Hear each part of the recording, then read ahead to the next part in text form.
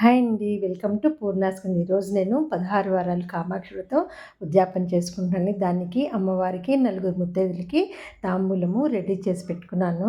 తాంబూలానికి కావాల్సిన అమ్మవారికి ప్రీతికరమైన వస్తువులన్నీ సెట్ చేసి పెట్టుకున్నాను. చీర, జాకెట్టు, గాజులు, పసుపు, కుంకుమ, పూలు, పళ్ళు, తాంబూలము అన్నీ అమ్మవారికి ప్రీతికరమైన వస్తువులన్నీ దివ్వెన అలా అమ్మవారికి కావాల్సిన వస్తువులన్నీ ఇలా సెట్ చేసి పెట్టుకున్నానండి. నలుగురు ముత్తైదులకు కూడా భోజనం పెట్టుకున్నాను.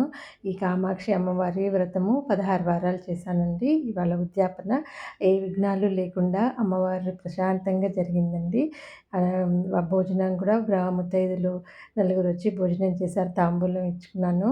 చాలా బాగా జరిగిందండి. బ్రాహ్మీ ముహూర్తంలో పూజ చేశాను. ఇలా తాంబూలం అంతా రెడీ చేసి పెట్టుకున్నాను. ఒకటేమో అమ్మవారికి ఇచ్చుకున్నాను. నలుగురు ముత్తైదులకి పసుపు పారాణులతో అలంకరించుకుని వాళ్ళకి కూడా భోజనం పెట్టి కడుపు నిండా భోజనం పెట్టి తాంబూలం ఇచ్చానండి. ఈ చల్లని తల్లి దృష్టి అందరి మీద ఉండాలని చెప్పి మనస్ఫూర్తిగా కోరుకుంటున్నానండి. బ్రాహ్మీ ముహూర్తంలోని పూజ చేసుకున్నాను. గడపల్ని పసుపు కుంకుమాలతో అలంకరించి ముగ్గు వేసుకుని ఇలా 5 పూజ అయిపోయిందండి. చాలా బాగా జరిగింది పూజ. తర్వాత వెంబటే మహానివేదనకి మహానివేద్యం కూడా తయారు చేశాను. పులిహోర, పొంగలి, పూర్ణాలు స్పెషల్గా చేశాను.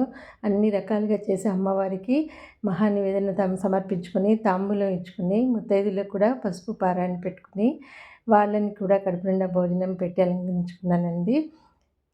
శ్రీమాత్రే నమః. అందరూ బాగుండాలండి.